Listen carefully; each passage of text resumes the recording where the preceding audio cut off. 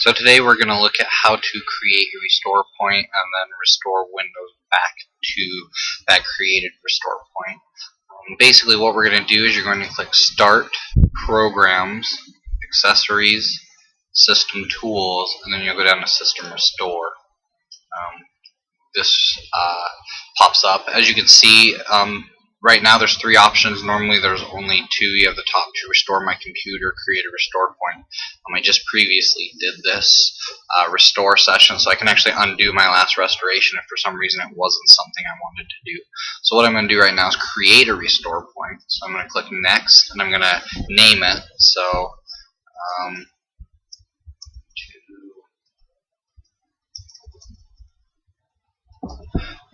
like I said, prior to doing a registry edit, you would create a restore point. So then if you screw it up, if you can get back into your Windows, you can go ahead and be able to return your system back. So after you type, you hit create.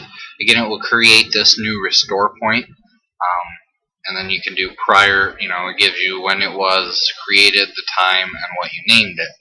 The two options are you can click Home, which will take you back to the system restore screen that we originally showed up on, or you can click Close. Close just takes you back to the desktop. So if for some reason you decide you wanted to restore your system back to that restore point, you just click Start, Programs, Accessories, System Tools, System Restore, and then of course you have Restore my computer, undo my last restoration. So at this time I want to restore my computer to an earlier time, so I click Next.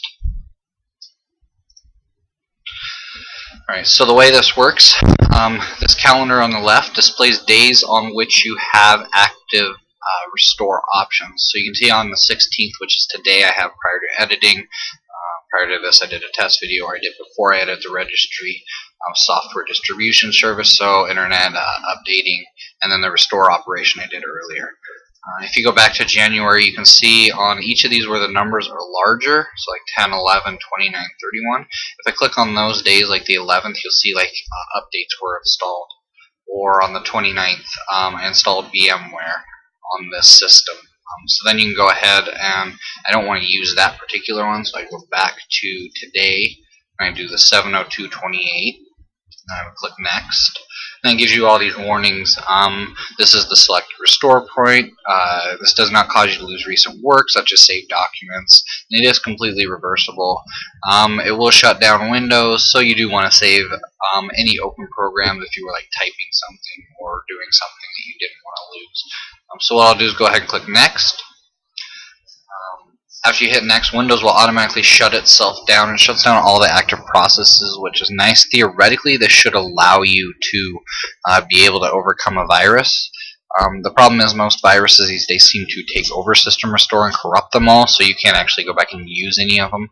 So it's not a horribly useful tool for virus recovery. On the positive side, if you are doing advanced things like registry editing, things like that, it is very useful because you can go in, edit your registry. If you reboot your system and you find out it does something you don't like, you now have the ability to go back and restore it to the prior registry, and it will allow you to not have to go and figure out what you changed and make sure you get every single thing changed back.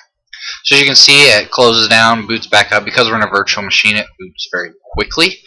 We're back up and running. After we get through the welcome screen, which appears to be taking a minute.